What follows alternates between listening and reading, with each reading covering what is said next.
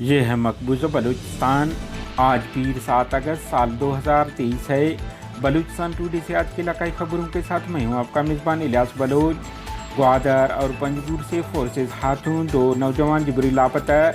Catch تمب میں Pakistani forces کا گھروں پر چھاپا، لوگوں کو تشدد کا نشانہ بنایا گیا۔ کیچ واقعہ خلاف مل کر پاکستانی عزائم کو ناکام بنانا ہوگا، چیئرمین BNM۔ جھاؤ فوجی کیمپ پر مسلح افراد کا راکٹوں سے حملہ۔ کیچ میں 3 مختلف مقامات پر قابض پاکستانی فوج اور تعمیراتی منصوبے پر حملے کیے، جبکہ مشقے 2 فورسز اہلکار ہلاک کر دیے ہیں۔ BLF پاکستانی فوج کے راشن قبضے میں لے لیا ہے BLA۔ کیچ افسوسناک خبر، 7 بچیاں ڈوب کر ہلاک، 2 کی حالت تشویشناک۔ پنجگور پاکستانی فورسز نے آوران تحصیل مشقے نوکجو کے رہائشی اشرف ولد حاجی اسماعیل کو رواں مہینے 3 تاریخ کو پنجگور سے گرفتار کر لیا، جبکہ وہ بازار جا رہے تھے۔ بتایا جا رہا ہے کہ 2020 میں بھی ایک دفعہ انہیں حراست میں لیا گیا تھا۔ علاوہ ازیں گوادر سے پاکستانی خفیہ اداروں اور فورسز نے تمب کلاہو کے رہائشی نثار احمد ولد کریم بخش کو گوادر سے گزشتہ ماہ 30 جولائی کو ایک مقامی ہوٹل سے حراست میں لینے بعد جبری لاپتہ کر دیا، جس کے بعد وہ لاپتہ ہیں۔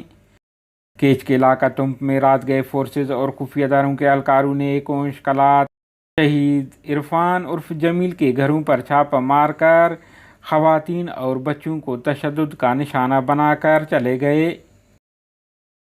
کیچ میں عبدالرؤف بلوچ کا قتل ایک افسوسناک اور قابل مذمت عمل ہے۔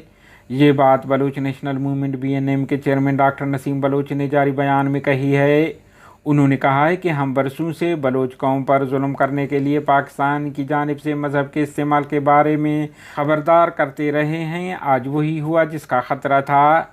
چیئرمین نے کہا ہے کہ یہ خوش آئندہ بات ہے کہ بلوچ اپنی سیکولر اقدار برقرار رکھے ہوئے ہیں۔ ہمیں امید ہے کہ معاشرے کے تمام طبقات پاکستانی عزائم کو ناکام بنانے کے لیے کیچ واقعے کے خلاف مل کر کام کریں گے۔ دوسری جانب سیاسی، سماجی پارٹی تنظیموں، سول سوسائٹی، وکلاء برادری، مذہبی جماعتوں نے نوجوان کی بہیمانہ قتل کی مذمت کی ہے اور کہا ہے کہ توہین رسالت کے الزام میں نوجوان کا قتل بھائی کو بھائی کے خلاف دست گریبان کرنے کی گہری سازش ہے اور اس سازش میں ریاستی ادارے براہ راست ملوث ہیں۔ ضلع آوران کے تحصیل جھاؤ میں واقع آرمی کے مرکزی کیمپ پر مسلح افراد نے راکٹ لانچرز اور خودکار ہتھیاروں سے حملہ کر دیا۔ بتایا جا رہا ہے کہ 3 راکٹ کیمپ کے اندر گر گئے، جو زوردار دھماکے سے پھٹ گئے، جس سے فورسز کو جانی مالی نقصان پہنچنے کا خدشہ ہے۔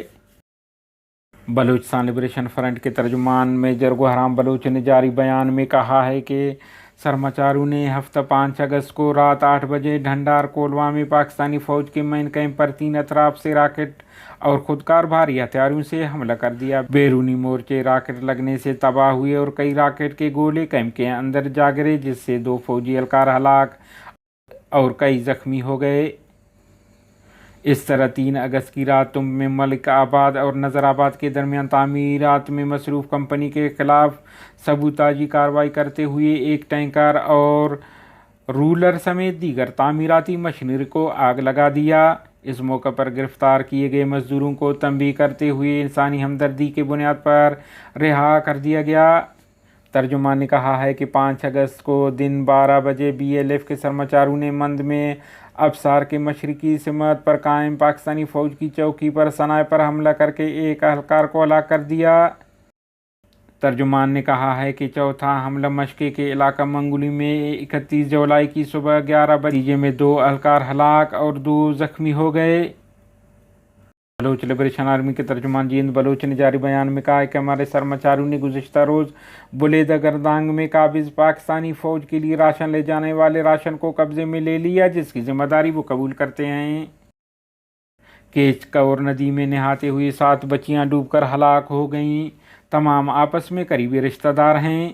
تفصیلات کے مطابق اتوار کی شام 5 بجے کے قریب تربت کے علاقہ کلگ میں ندی میں نہاتے ہوئے 10 سے 17 سال کی 7 بچیاں ڈوب کر ہلاک ہوئیں، جن کی شناخت فضا بنت زبیر، فائزہ بنت سلیم، مہتاب بنت کریم، دردانہ بنت نعیم، بشرا بنت غلام، شیرین بنت ناصر، محض بنت اشرف سے کی گئی۔